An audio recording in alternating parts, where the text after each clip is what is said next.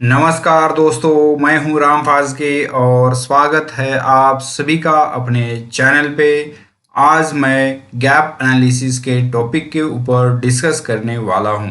Gap analysis क्या होता है, किस तरह से करते हैं, रिस्पॉन्सिबिलिटी किसकी किसकी आती है, गैप एनालिसिस क्यों करना चाहिए, करने से क्या होगा और करते समय गैप एनालिसिस के कौन कौन से ऐसे पॉइंट्स है जिसको हमको कंसिडर करना होता है और उसका इम्प्लीमेंट कैसे करना होता है, इफेक्टिवनेस कैसे चेक करते हैं और ये सब करने से हमको क्या बेनिफिट होगा। तो ये पूरे क्वेश्चंस के आंसर्स आपको इस छोटे से वीडियो के अंदर मिलेंगे। तो दोस्तों, ये वीडियो पूरा देखें और प्लीज़ इस वीडियो को लाइक कर देना और यही वीडियो अपने साथियों के साथ शेयर करना मत भूलिए और keep watching till video and.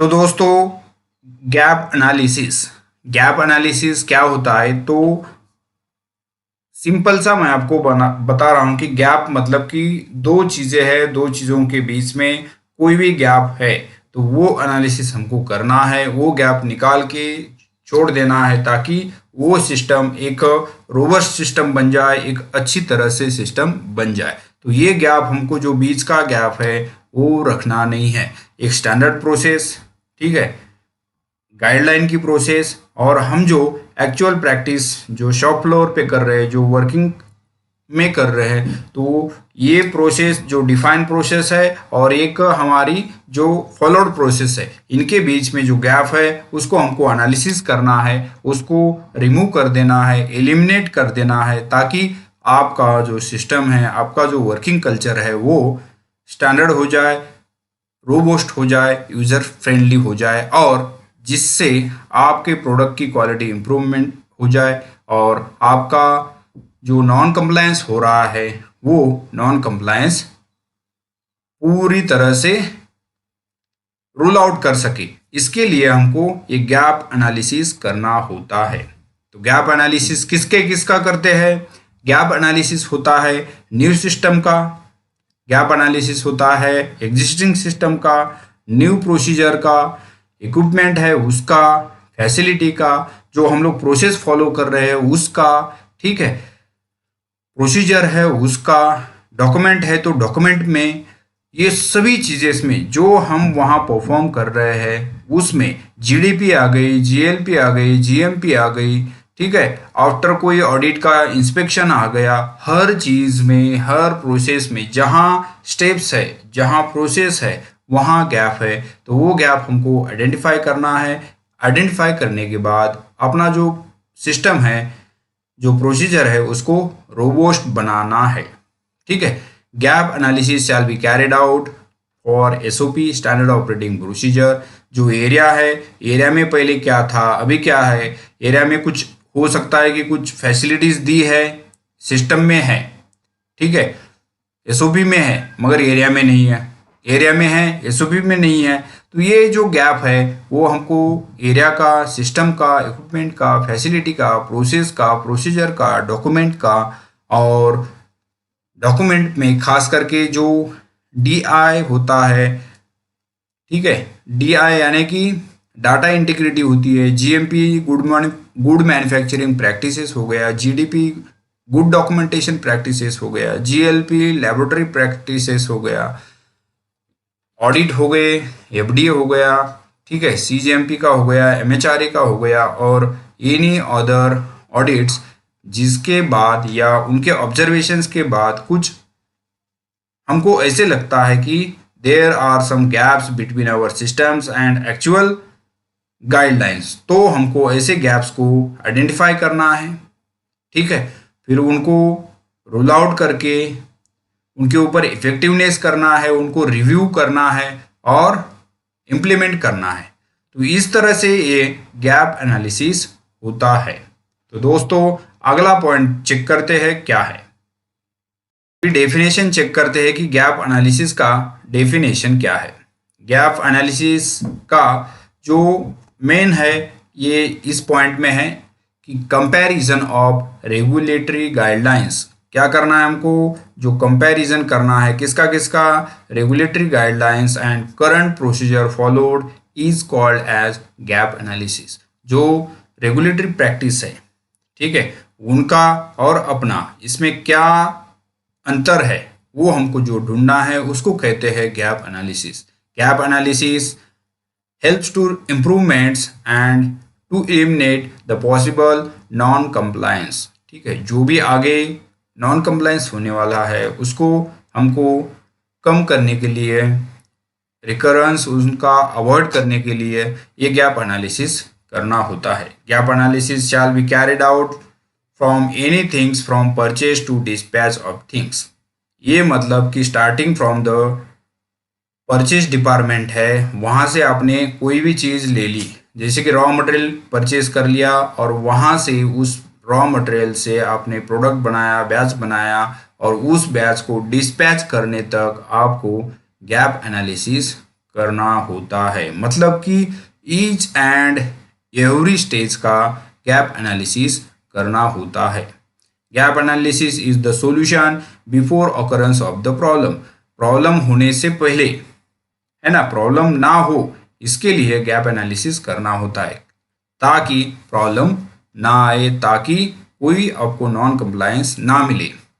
Gap analysis shall be carried out before any regulatory audit schedule. तो ये सबसे इम्पोर्टेंट पॉइंट है कि अगर आपके यहाँ कोई ऑडिट है, जीएमपी ऑडिट हो, रेगुलेटरी ऑडिट हो, इंस्पेक्शन हो, तो उससे पहले अगर आपने हर चीज़ में, ईच एंड एवरी स्टेप्स में, डिपार्टमेंट में अगर गैप एनालिसिस कैरिड किया तो आपके बहुत सारे प्रॉब्लम्स, बहुत सारे ऐसे जो स्टेप्स है वो आपके वहाँ से अच्छी तरह रोबोस्ट सिस्टम में कन्वर्ट हो सकते हैं। तो दोस्तों, ये जो गैप एनालिसिस हमने यहाँ देखा है, तो ये गैप एनालिसिस को पूरा आगे का स्टेप्स देखने से पहले मैं आपको रिक्वेस्ट करना चाहता हूँ कि प्लीज़ इस वीडियो को लाइक कर देना, साथ ही साथ ये वीडियो अपने कलीग्स के साथ शेयर करना मत भूलिए। आप अगर पहली बार चैनल पे आए होंगे तो प्लीज़ चैनल को सब्सक्राइब करना मत भूलिए, ताकि ये बिल्कुल फ्री है और ऐसे इंफॉर्मेटिव वीडियोस मैं आपके लिए लाने की कोशिश करते रहता हूँ। तो दोस्तों, जो गैप एनालिसिस है उसका अगर आप डॉक्यूमेंट देखोगे तो डॉक्यूमेंट का नंबर सिस्टम है XX/DC/GAP/YY-NN। तो ये कोई तो जो डॉक्यूमेंट की गैप एनालिसिस का जो डॉक्यूमेंट होगा उसको नंबरिंग सिस्टम है। XX है आपका डिपार्टमेंट का कोडिंग है, जैसे कि टैबलेट के लिए TB आएगा। DC है डॉक्यूमेंटेशन कोड, यानी कि इक्विपमेंट है तो इक्विपमेंट आएगा, सिस्टम है तो सिस्टम के लिए, प्रोसीजर है तो प्रोसीजर के लिए, इस तरह से। स्लैश है गैप, यानी कि गैप एनालिसिस है। YY हो गया आपका लास्ट 2 डिजिट, यानी कि जैसे 24 चल रहा है तो 24 आएगा। -NNN यानी कि होता है आपका सीरियल नंबर, है ना, 001। फिर आगे कंटिन्यू होगा अप टू 999 की तरह। तो ये गैप एनालिसिस सिस्टम है, जो उसको कोडिंग आपने कोई गैप एनालिसिस का आपने कोई रिक्वेस्ट जनरेट किया है तो आपको ऑफिशियली ये नंबर मिल जाएगा। ठीक है, प्रिपरेशन, रिव्यू एंड अप्रूवल। तो आप किस तरह से अभी प्रिपरेशन करोगे, रिव्यू करोगे और अप्रूवल करवाओगे, ये आगे चेक करते हैं। तो प्रिपरेशन, रिव्यू और अप्रूवल में आपको देखना है कि this section shall include signature and date of persons responsible for preparation. जो आपका जो डॉक्यूमेंट तैयार कर रहा है उनके रिस्पॉन्सिबल कौन है। रिव्यू है approval of gap analysis with designation and department. जो भी पर्सन उसको प्रिपरेशन कर रहा है, रिव्यू कर रहा है, अप्रूवल कर रहा है, उनका डिजिग्नेशन और डिपार्टमेंट आ जाएगा। The entire responsible person should be aware of the subject matter to ensure accuracy, completeness and compliance with the company policy and regulatory standards. जो भी आपके रेगुलेटरी स्टैंडर्ड्स है, ठीक है, उसके हिसाब से आपको ये गैप एनालिसिस करना है। ऐसा नहीं कि आपके अपने खुद के स्टैंडर्ड्स डाल दिए, ठीक है ना। आपका जो रेगुलेटरी गाइडलाइन जो बोलती है उसके अगेंस्ट में, उसके कंपैरिजन में आपको ये गैप एनालिसिस करना है। हमने फॉर एग्जांपल दिया है कि सपोज वाटर सिस्टम के लिए कि भाई 1.5 लेग इतना होना चाहिए, इतने में होना चाहिए, ठीक है। तो वो उतने में अपने वहाँ पाइपलाइन में, जो वाटर सिस्टम की पाइपलाइन है, सर्कुलेशन है, वहाँ है कि नहीं है। अगर नहीं है तो हमको वो गैप आइडेंटिफाई करना है। फॉर एग्जाम्पल मैंने बताया ऑब्जेक्टिव है, this sections describe the objective to assess the gap analysis between the existing system, equipment, facility, process, procedure, document with proposed system, equipment, facility, process, procedure, document, ठीक है। Existing system और propose system में आपको जो भी gap मिल रहे हैं वो आपको यहाँ फाइंड आउट करने हैं। नेक्स्ट है दोस्तों स्कोप। स्कोप में है the this section describes the scope of identification of gap analysis that has to be perform. जो भी आपका गैप एनालिसिस करोगे उसका आपको स्कोप यहाँ दिया गया है। The detail shall be mention why gap analysis is being perform. क्यों करोगे तो आपको लिखना पड़ेगा कि ये सिस्टम्स में हमको गैप्स है, ये हमको इम्प्रूव करना है। तो उससे जो भी आप डॉक्यूमेंट इनिशिएट करने से पहले, ये जो आपका डॉक्यूमेंट है, कहाँ गैप एनालिसिस डॉक्यूमेंट आप यहाँ इनिशिएट करोगे, इसको लेने से पहले आपको रीज़न देना होगा कि क्यों आप इसको ले रहे हो। रिस्पॉन्सिबिलिटीज है, responsibilities to prepared by, reviewed by, approved by the gap analysis shall be defined in this section. It includes the entire responsible person who is involve in the performance of a gap analysis. जो भी gap analysis करेगा उन सभी के नाम यहाँ responsibilities में आ जाएंगे।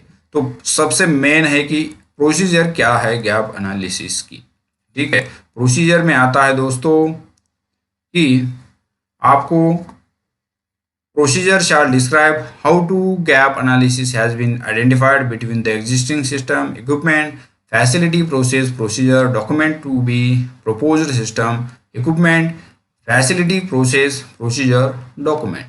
इतने सारे में एग्जिस्टिंग में क्या था, अभी आप क्या करोगे, ये सभी आपको गैप एनालिसिस करना है। The entire parameter shall be taken into account during the assessment of gap. सभी पैरामीटर आपको ध्यान में रखने हैं गैप एनालिसिस करने से पहले। It should also contain the justification of the assessed parameter gap identified with their mitigation plan. आपको कम से कम उसको कम करने के लिए, जो भी आपका पहले का एग्जिस्टिंग प्रोसेस का समझ लो प्रोसीजर वॉश था, आपको उसको इजीली यूजर फ्रेंडली बनाना है, तो उसका मिटिगेशन प्लान भी आपके पास होना चाहिए रीजन के साथ। तो कैसे करते हैं, किस तरह से अभी प्रोसीजर हमको ये गैप आइडेंटिफाई करना है, तो यहाँ दिया है make checklist for gap analysis. आपको पहले आइडेंटिफाई करना है कि कहाँ गैप एनालिसिस है, आपके एरिया में है, डॉक्यूमेंट में है, प्रोसीजर में है, इक्विपमेंट में है, सिस्टम में है, ठीक है, फैसिलिटी में है, कहाँ गैप एनालिसिस है और आपको वहाँ करना है, ये पहले आपको आइडेंटिफाई करना है। किस किस में है वो पहले आपको चेकलिस्ट बनानी है। तो make a checklist for a gap analysis. आपको किस तरह से गैप एनालिसिस करना है, कहाँ गैप है उनकी, आपको पहले चेकलिस्ट बना लेनी है।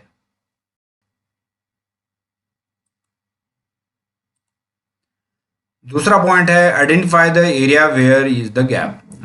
आपने जैसे पहले चेकलिस्ट बना लिया, फिर आपको एरिया आइडेंटिफाई करना है, ठीक है। डॉक्यूमेंट है, सिस्टम है, इक्विपमेंट है, फैसिलिटी है, कहाँ किस एरिया में आपको गैप आइडेंटिफाई हो रहा है उसका आपको पहले आइडेंटिफाई करना है। उसके बाद आता है मेक अ चेकलिस्ट और formats of severe and criticals gap. सबसे ज़्यादा जो गैप्स है, मेजर गैप्स है, वो आपको क्रिटिकल है, सीवियर है, ऐसे गैप्स को आइडेंटिफाई करना है, चेकलिस्ट बनानी है, फॉर्मेट्स बनानी है। ठीक है, नोट डाउन करना है। Identify the gaps by discussing with the operators and persons who work on a shop floor. जो पर्सन्स वहाँ काम कर रहे हैं, कहाँ, शॉप फ्लोर पे, उनको डिस्कस करके आपको वो पॉइंट्स डिस्कस किए और वो नोट डाउन करने कि भाई एक्चुअल प्रोसेस ये है, एसओपी अपनी ये बोलती है। ठीक है, एसओपी आपको डिफाइन ये कर रही है और हम लोग वैसे नहीं करते, उसमें थोड़ा सा मॉडिफिकेशन करके ऐसा करते हैं, तो आपको वो वहाँ आइडेंटिफाई करना है।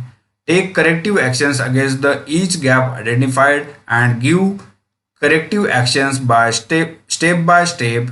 ठीक है, give deadline to close the gap within the stipulated period of time. आपको जो भी आपने वहाँ गैप आइडेंटिफाई किए हैं उसको करेक्टिव एक्शन करना है कि हाँ भाई अभी एसओपी में ये पॉइंट्स है और हम लोग ऐसे करते नहीं, तो आपको क्या करना है, एसओपी के हिसाब से करने हैं। तो लोगों को वहाँ क्या लगेगा, ट्रेनिंग लगेगी, एक दो बार इंस्ट्रक्शंस देने पड़ेंगे और कुछ उनको असेसरीज या और कुछ कोई प्रोसीजर, मतलब कि उनको कुछ हेल्प की ज़रूरत है तो वो हेल्प करनी पड़ेगी, या जैसे पर्सन काम कर रहे हैं, फॉलो कर रहे हैं, उसके हिसाब से एसओपी आपको रिवाइज करनी पड़ेगी। ठीक है, तो ये आपको करेक्टिव तुरंत कर देना है स्टेप बाय स्टेप और उसको इफेक्टिव लाके इम्प्लीमेंट कर देना है। ठीक है, आपको इम्प्लीमेंट होना बहुत ज़रूरी है। तो जो भी आपने, जैसे कि क्रिटिकल है तो क्रिटिकल के लिए कितना टाइम देना है, ठीक है, सीवियर है उसके लिए कितना देना है, मॉडरेट है उसके लिए कितना देना है, और माइनर में है तो कितना टाइम देना है। तो उसके सीवियरिटी के हिसाब से, क्रिटिकलिटी के हिसाब से आपको उसको उनको टाइम देके वो करेक्टिव एक्शन लेके क्लोज कर देना है। छठवां पॉइंट है दोस्तों, एक follow up for implementation and review the all checklist identified against the standard guideline. आपको फॉलोअप्स लेना है, इम्प्लीमेंट करवाना है, फिर बाद में उसको रिव्यू करना है। जो भी आपने जितने पॉइंट्स आइडेंटिफाई किए थे वो सभी एज पर द गाइडलाइन आपने इम्प्लीमेंट किए क्या, करेक्टिव किए क्या और उनको इफेक्टिव करवा दिए क्या। तो इस तरह से आपके ये 5-6 पॉइंट्स है कि ये 5-6 पॉइंट को आपको ध्यान में रख के, पहला था चेकलिस्ट आइडेंटिफाई करना है कि आपको क्या क्या करना था। दूसरा पॉइंट है आइडेंटिफाई करके उनकी गैप एनालिसिस करना है उसमें। ठीक है, तीसरा पॉइंट है ऐसे फॉर्मेट्स बनाने हैं, आपको चेकलिस्ट बनानी है। फिर बाद में चौथा पॉइंट आता है कि डिस्कस करना है, आप लोगों से इनपुट और लेना है कि इसमें क्या कर सकते हैं और, ठीक है, जो प्रोसेस हम फॉलो नहीं कर रहे तो उनको और क्या हम लोग उसमें क्या क्या उनको दिक्कतें हैं और हमको क्या क्या इम्प्रूवमेंट्स उसमें हम लोग डाल सकते हैं। ठीक है, करेक्टिव एक्शन देनी है फिर उसको, और रिव्यू करना है छठवा, और फिर रिव्यू करके इम्प्लीमेंट करना बहुत ही ज़रूरी है। तो ऐसे ये प्रोसेस से आपको गैप एनालिसिस करना होता है।